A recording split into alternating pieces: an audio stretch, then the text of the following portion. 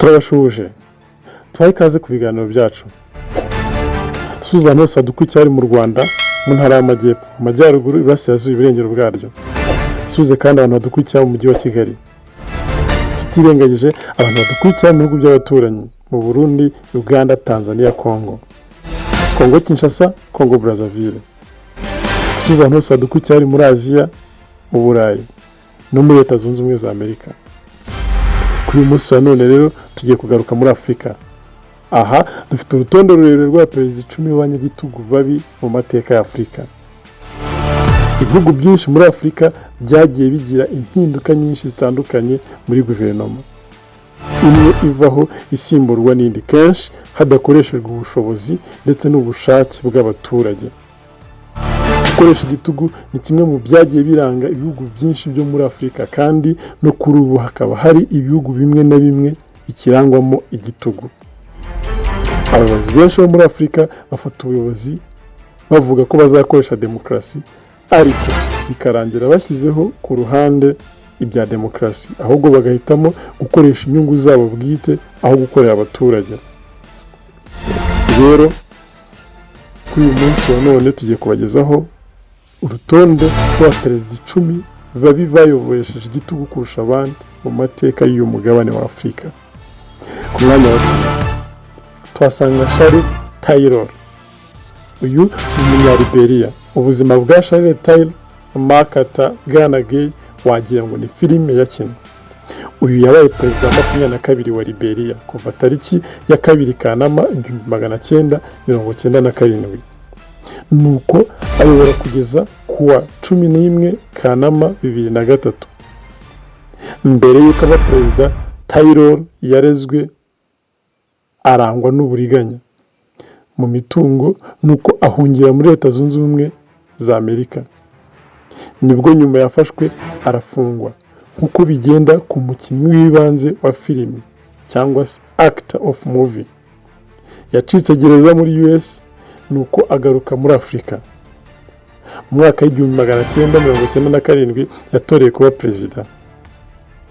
Ubuperezida bwe bwaranzwe no kwemeza ubucuruzi bw'amabuye y'agaciro butari bwemewe, icuruzwa ry'intwaro ndetse no gushyira mu gisirikare abana bategejeje ku myaka y'ubukure no kubajyana mu mitwe y'ibyihebe. Mu mwaka wa 2003 yahisemo kwegura ku butegetsi nyuma yo kotswa igitutu gikomeye na guverinoma ya Leta Zunze Ubumwe za Amerika.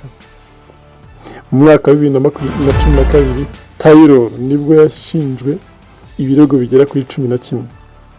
Muri ibyo birego harimo ibikorwa by'iterabwoba, ubwicanyi, gufata ku ngufu, gufata abantu akabajya mu mirimo y'uburaya, gushyira abantu mu bucakara ndetse no kwinjiza mu gisirikare abana bakiri bato. Ku mwanya wa 9 twasanga Mobutu Sese Seko Kuku Ngwedo wa Zabanga. Uyu ni umunyakongo. Republican Demokarasi ya Kongo. Mobutu Sese Seko yabaye perezida wa Repubulika Iharanira Demokarasi ya Kongo kuva mu mwaka w'1935 kugeza mu mwaka w'1997 nyuma yo gufatwa ubutegetsi akoresheje coup d'etat. Mu gihe Mobutu yari ku ntebe yagerageje guteza imbere ubukungu bw'igihugu, azamura ubucuruzi bw'amabuye y'agaciro muri Katanga ndetse akagerageza no gukurura abashoramari hirya no hino ku isi. Yahinduye n'izina ry'igihugu cye akita Repubulika ya Zaire. Igitangaje nuko ubukungu butazamutse ahubwo ifaranga ry'iki gihugu ryataye agaciro ku buryo budasanzwe. Amadeni ariyongera kandi ifaranga ryabo rita agaciro ku buryo bukomeye. Mu gihe abaturage barimo kwicwa n'inzara, uyu mugabo we yabigwizagaho imitungo myinshi akura amabuye y'agaciro ndetse na ruswa nyinshi. Mu mwaka w'1997 yirukanwe mu biro n'umutwe w'abigometse ku butegetsi. Nuko nyuma y'amezi 3 apfira muri Maroc yishwe na kanseri ya prostate cyangwa se kanseri yo mu myanya y'ibanga. Ku mwanya wa 8 tuhasanga Robert Mugabe. uyu ni umunyazimbabwe. Robert Mugabe, uyu mugabo amenyekanye cyane kubera amagambo yagendaga avuga, yabaye perezida wa Repubulika ya Zimbabwe kuva mu mwaka w'1987. Mu mwaka w'1987 Mugabe yashyizweho kuba perezida wa Zimbabwe nyuma y'uko itegeko nshinga ryemejwe mu myaka ya 1990. Ubukungu bw'igihugu bwataye agaciro cyane, ari nako imishahara y'abakora muri guverinoma yiyongera cyane, utitaye kuba hari amashyaka arwanya Mugabe, kwiyongera kw'imyenda ndetse no kugabanuka mu bukungu bw'abaturage. Mugabe yatsinze amatora yo muri 2002. Mu mwaka wa 2005 byatangaje ko yatsinze amatora kubera kwifashisha ruswa ndetse no gukoresha igitugu. Nuko mu mwaka wa 2008 amatora asubirwamo. Mugabe yanga gutanga ubutegetsi, bituma habaho imyivumbagatanyo yahitanye benshi muri Zimbabwe. Yongeye gutsinda ayo matora muri 2013. Mu gihe cy'ubutegetsi bwe, umuntu wese wageragezaga kumurwanya yaterwaga ubwoba cyane, atava kwizima, agafungwa cyangwa akicwa. Ku mwanya wa 7 basanga General Sani Abacha. Uyu tumusanga muri Nigeria, ni umusirikare wo ku rwego rwa general wo muri Nigeria. Sani Abacha yabaye perezida w'ukuri w'igihugu cya Nigeria kuva mu mwaka w'1993 kugeza mu mwaka w'1998. Abacha yageze ku butegetsi mu mwaka w'1993 ubwo yahirikaga guverinoma ya Chief Ernest Shonekan. Mu iteka yihaye ubuhangange ndakumirwa buhanitse, bitandukanye cyane nuko bigenda ku bandi banyagitugu basahura igihugu kumwinyuza abo bayoboye. Abacha we yongereye ubuhahirane n'ibindi bihugu, agabanya imyenda y'igihugu kandi agaciro k'ifaranga karazamuka cyane. Gusa guverinoma ye yaranzwe cyane kwangiza uburenganzira bw'ikiremwa muntu, kandi Abacha hamwe n'umuryango we barezwe kuba barafataga amafaranga y'igihugu bakayakoresha mu nyungu zabo bwite. Mu mwaka wa 2004 Abacha yashyizwe ku mwanya wa 4 mu baperezida barya ruswa cyane ku isi. Ku mwanya wa 6 tuhasanga Mathias Ngwema. Uyu ni umunya Equatorial muri Guinea cyangwa se Guinea Equatorial. Francisco Mathias Ngwema yarahiriye bwa mbere kuba perezida wa Equatorial Guinea ku wa 12 Kamena 1968. Yakomeje kuba perezida kugeza ubwo yahiritswe ku butegetsi mu mwaka w'1979. Amaze kugera ku butegetsi yashyizeho igihano cy'urupfu ku bantu bose bazana iterabwoba kuri perezida cyangwa se guverinoma. Yahise Sani Abacha yise aya mazina harimo nka igitangaza cyihariye cyangwa umwarimu mukuru w'uburezi, ubumenyi ndetse n'umuco. Abanyagitugu batangaje kubera amateka basiga ku isi atangaje nayo, kandi na Afurika ni umugabane wasize ayayo yihariye. Ngwema yashyizeho igihano cy'urupfu ku bantu bagaragazaga ibintu bidasanzwe cyane, agerageza ku buryo azarangiza kuyobora abantu hafi ya bose bize barishwe cyangwa se baba mu buhungiro. Mu by'ukuri we ntabwo yashyigikiraga kwiga. Yatumye kandi abantu baturuka mu muryango bicwa. Nk'uyu ibi yabikoraga ngo bagende babite bomongana. Gusa tukibaza nk'uyu yabikoraga ngo bizagende bitera. Gushaka igihugu kitarimo umuntu n'umwe wize ni agatangaza. Ku mwanya wa 5 tuhasanga Sekou Touré wo mu gihugu cya Guinea. Ahmed Sekou Touré yabaye perezida wa Guinea bwa mbere mu mwaka w'1958. Akomeza kuyobora kugeza mu mwaka w'1984. Kimwe n'abandi banyagitugu benshi, nyuma yo gutorwa yafashe ishyaka rye aba ari ryo agira ishyaka ryemewe ryonyine mu gihugu. intego ya Ture kwari uguharanira ko iki gihugu kiba socialiste kandi uwangaga gukurikiza ibyo avuze yaricwaga cyangwa agahunga. Tubibutse ko socialiste ari ugushyira inyungu za rusange hamwe, nta muntu wigenga ku mutungo we, bose bagashyira hamwe. Bamwe mu bageragezaga kudakurikiza ibyo avuze boherezwaga mu bigo ngororamuco cyangwa bagasurwa rwihishwa n'abapolisi.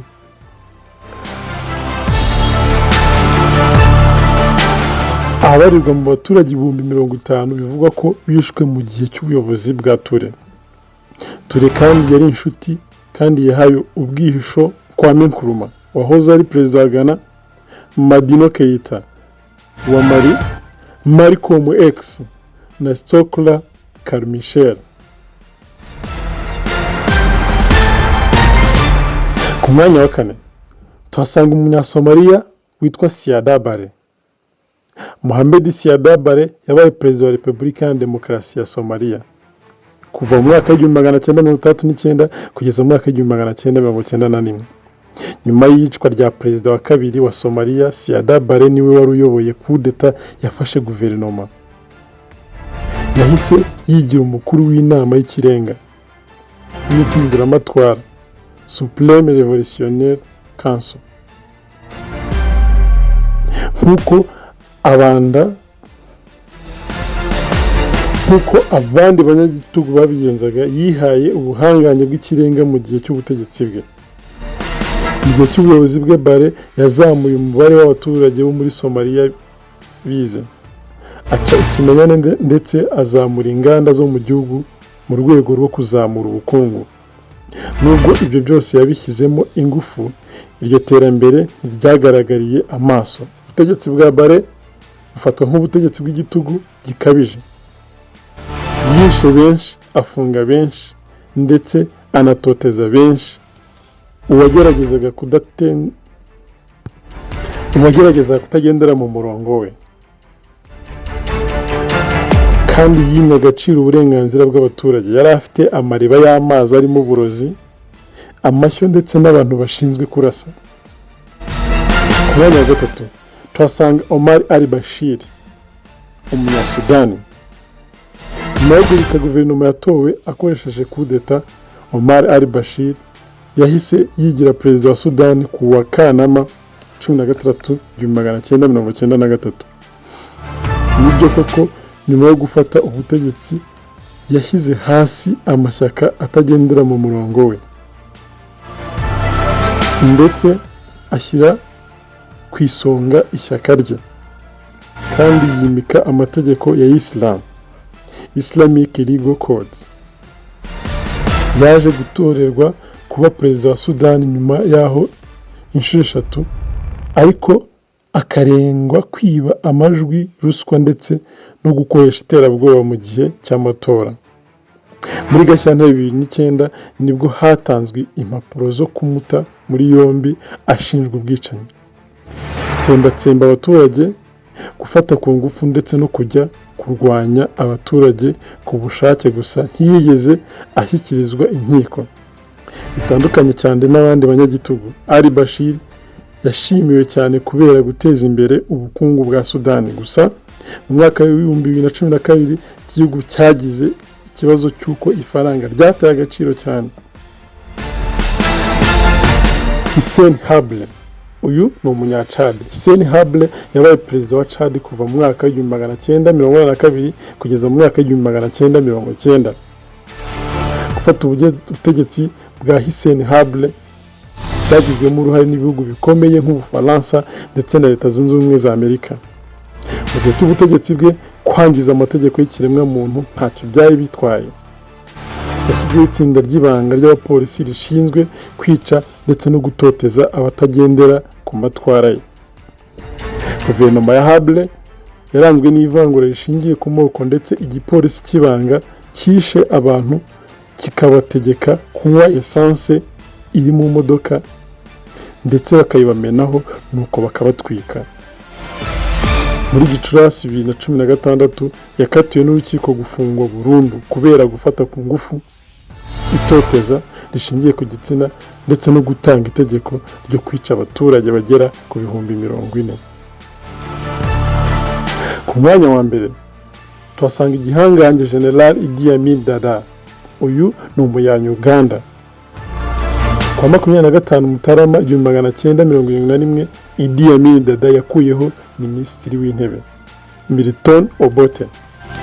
Yabaye perezida ndetse n'umukuru w'ingabo muri Uganda kuva mu mwaka 1971 kugeza mu mwaka 1979. Idi Amin yari amaze gufata ubutegetsi yavuze ko yagombaga kuba umuyobozi witwara neza kugeza igihe andi matora mashya azabera. Yasezeranyije kandi ko agomba kurekura imbohe zifunzwe kubera politike. Nk'uko bigenda ku bandi banyapolitike, yisubiyeho ku magambo ye, nuko mu kwezi kwa Gashyantare ahita atangaza ko ari we perezida wa Uganda. Hashize ukwezi kumwe gusa kudeta ibaye. Mu gihe cy'ubutegetsi bwe abagera ku bihumbi 500 barishwe. Mu bishwe harimo nk'uwahoze ari minisitiri w'intebe Janai Luwan. Abandi bishwe harimo abanyamakuru, abanyamategeko, abakozi bo mu nteko ndetse n'abandi bakozi ba za sosiyete muri Uganda. Bivuga ko imibiri yabo yicaga yayijugunyaga mu ruzi rwa Nile. Uyu Idi Amin Dada tuzamugarukaho by'umwihariko, gusa kimwe mu bintu yarazwiho ko ari ukurya imibiri y'abantu mibisi. Akunze ku mumbe official rero ndagira ngo tubasubiremo urutonde rw'abana ba perezida b'abanyagitugu babi cyane babayeho muri Afurika. Duhereye ku mwanya wa 10. Ku mwanya wa 10 tuhasanga uwitwa Charles Taylor umunya-Liberia.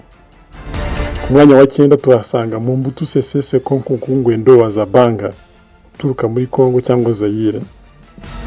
Ku mwanya wa 8 tuhasanga Robert Mugabe umunya-Zimbabwe.